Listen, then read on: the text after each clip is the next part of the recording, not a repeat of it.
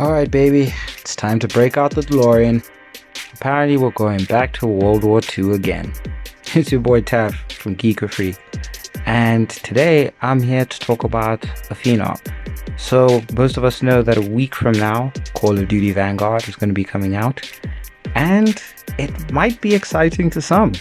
And to others, it just might not. So today, I kind of want to go through all those emotions and sort of try to figure out how I feel about this new Call of Duty game and how I think others feel, and maybe get a gauge from you guys. So please join in the discussion and let's get into it.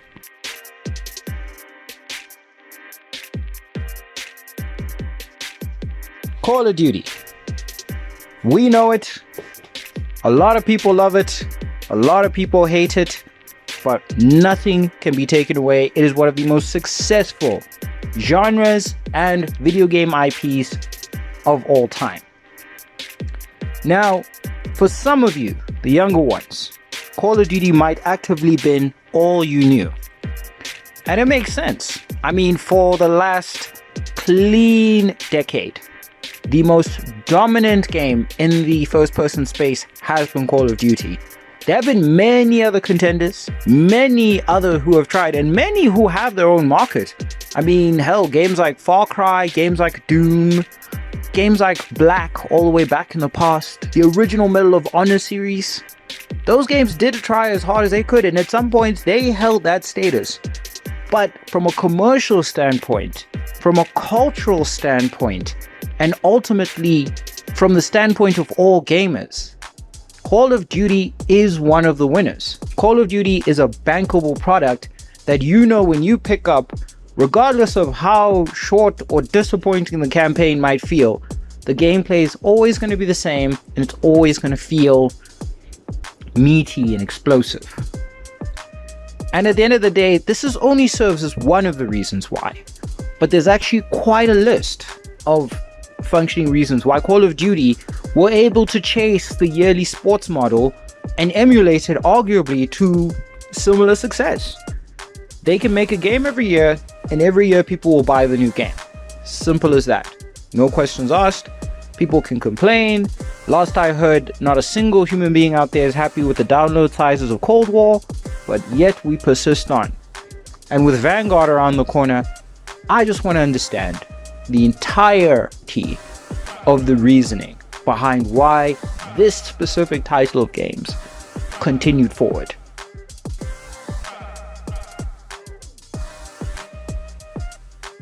So the first, simplest and best explanation to what makes this such a pervasive winner is simply that it was developed by a world-class team. If any of you know of Infinity Ward or Ravensoft or Treyarch, you'll know that they are famed for doing Call of Duty and for splitting between certain titles between them, obviously preventing one team from being overloaded as they would have such a short crunch period to work on the game. What's also interesting about it is one of the main ones, Infinity Ward, were actually originally Medal of Honor developers. Yep, your old Medal of Honor games, Allied Assault, Airborne, they were made by guys who made Call of Duty. So if a part of you always said, man, this just feels like a Medal of Honor ripoff, you're right, because it was literally brought to the table by a Medal of Honor developer, former Medal of Honor developer though. But when they brought COD in, they just took the existing formula that Medal of Honor had been running with for years and refined and tweaked it to the point where they basically rebuilt the entire first-person space. They added cinematic motions, they added deep emotional storylines. They weren't afraid to shock you, and I mean shock you to your core when it comes to some of the violence they put on the screen. And there was one thing about it, they made war and all associated things still seem a bit more real.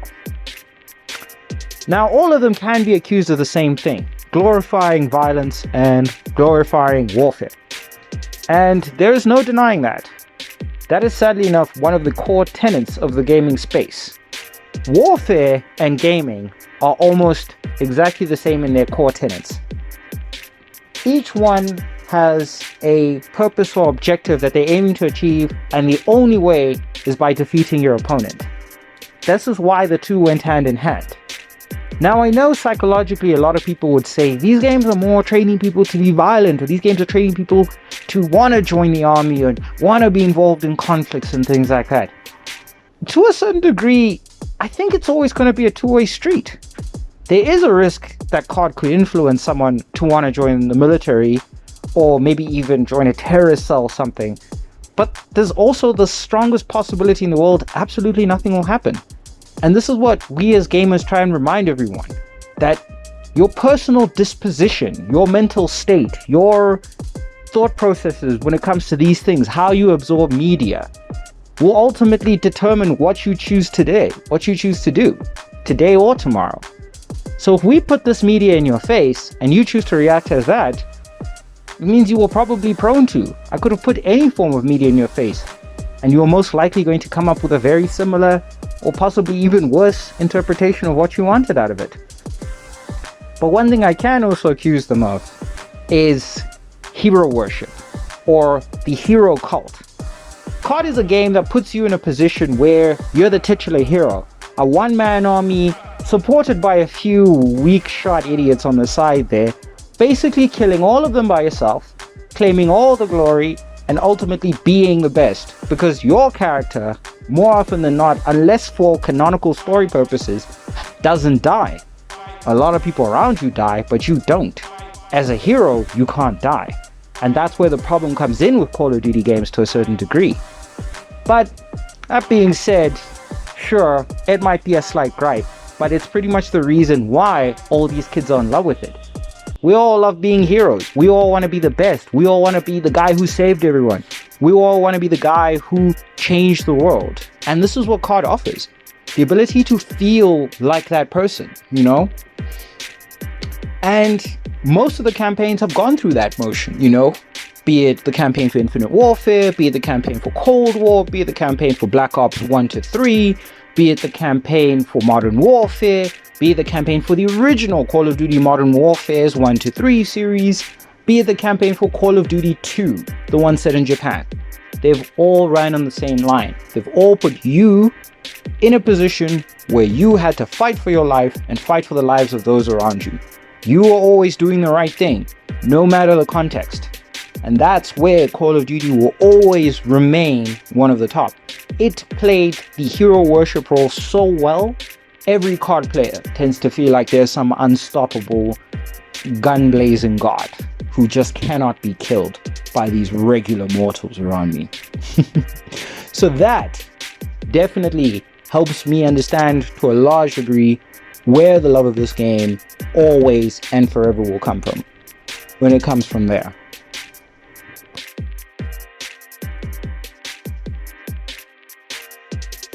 So the drawbacks, though, I would say in a model like this can be a fairly long list, but I want to concentrate on the two that bother me the most. One, the excess number of titles they keep releasing. Now, though I have continued to go on about how the yearly models what kept them relevant, it doesn't mean it's kept them in everyone's good books. Some people will happily tell you that their best COD was one they released back in 2012 versus the myriad of them that have come out ever since. And I think since the Infinite Warfare debacle of Back to the Future, we just reached irritation point because everyone was sick and tired of all these ridiculously futuristic, spacey, nonsense garbage Star Trek-y type games. I apologize, I'm not much of a Trekkie. I'm all about Star Wars. So regardless of my slam on Picard and his crew, I just ultimately feel that that's just where the drawbacks are in this game. I think this yearly model is becoming something that's just far too difficult to sustain at a viable rate. They're making it that a previous year's investment or investment from the year prior is immediately obsolete. I mean, ultimately, all people tend to want to jump onto the latest version. Streamers, content creators are gonna want to focus on the latest one rather than going back to the older ones, especially if it's supposed to be live-based content. And that's where it just becomes a slog constantly. The ever-escalating price of the game, and the fact that, yet again, they just want to keep returning to the same old setting. I mean, how many times do we have to go back to World War II before we fully covered World War II, guys? I think I've seen enough World War II media to last me the rest of my life. Maybe let's talk about a war that happened a few years ago. I just feel like if they want to avoid being hot button, that's all well and good. But if you're gonna base your game entirely on the detriment war has on human life, then maybe you should do the braver thing and start talking about more current issues. And yes, they have received bans from certain countries. Last I checked, Russia was one of the bans that they received on their games. But regardless, I mean, they know that they're going to get mass sales in the other countries because they know that the card army is going to zombify their way into the stores and purchase, or zombify their credit card details onto the PlayStation store and make sure to do that pre-order. So why not entice them with something that's just, well, different? I mean, even Modern Warfare, with all its positives and benefits, they kind of just rehashed, well, Modern Warfare, which already made the whole thing that much more confusing. I guess my problem is when you try so hard to continuously make strides forward without actively or willingly trying to change your direction, you just start looking like you're flopping around the place. And at the end of the day, if Vanguard is where they want to go with it, I guess that's great, but I just don't see anyone who has a deep, undying need to continue to fight in World War II. And yes, we know the online component is going to be the main draw. It's going to be the main thing everyone wants to do, and to be able to get all the cool skins and level up, rank up, and prestige as fast as possible. But it still doesn't take away from the fact that the creativity is borderline dead. And it was honestly pretty irritating when the announcement was made for me to realize that yet again, we're going to be returning to a war that has been covered by more channels, more times by the History Channel, by pretty much every history teacher, by every man and woman and child who has anything to say about World War II and the atrocities of the time. It just is a bit tired, and that's my problem. It's becoming a bit tired, and I feel like if you don't take the necessary breaks, or you don't shift direction or gears at some point, like FIFA, like Madden, like NBA, it's just gonna start becoming a tired affair, and people are gonna seriously just pile on the complaints now. So yeah, that's just one of the problems. When you get too big, you just gotta make sure you're not afraid to try and switch gears once in a while.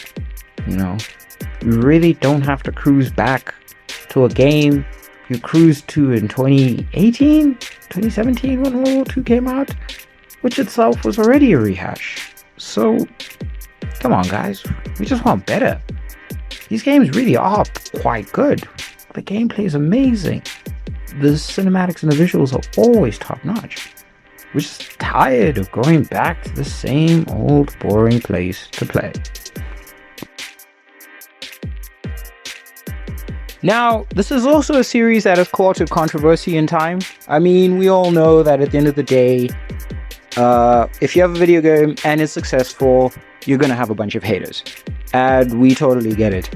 I would personally say they've probably had a few more of the most public struggles recently, ever since the launch of Warzone, their free-to-play option, which in itself was arguably, if you ask me, one of the most genius moves, because the online component of COD has become the main reason why so many kids now jump back in to COD.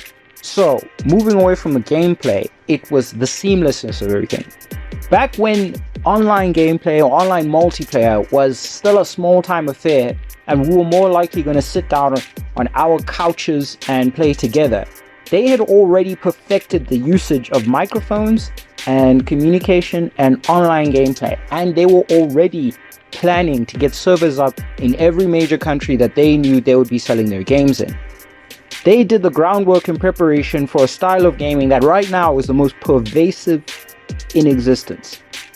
And they were doing this some time ago, which means they already knew. They weren't the first to test online gaming. I mean, if you do your history, as far as I remember, SegaNet were the first to conceptualize online gaming, and SOCOM were one of the first games to successfully do it on PlayStation 2. But when we talk about mainstreaming it, when we talk about that BlackBerry Curve moment or iPhone 4 moment, it was Call of Duty's online segment. They became the standard. They became the industry leader. They became the one everyone had to look up to. They became the model people were trying to copy. They reached the point where no matter what section of history they decide to go into, as long as the online component and zombies stays fresh, they've got people in there every year for the new version, and they will continue. I myself know that I've got a list of people ready for Vanguard, and we're at that position where we know that no matter what anyone else in the world has to say, this next card, everyone's going to want it. So I guess in conclusion to everything, I am basically saying that the two main reasons, or should I say top three main reasons, that COD is such a massively successful title is usage of experienced developers, absolutely hammering home hero mentality, and perfecting the online gaming space. COD players can complain minimally about ping and lag, but you rarely ever hear of a COD server or a COD game completely bombing out. And though Warzone did have a lot of its own teething issues, even till today, especially with the hacker space, they are still producing one of the most loved first-person multiplayer battle arenas we could ever enjoy. It's been your boy Taff from Geek or Freak. Please like, share, and subscribe. Really hope you enjoyed this one.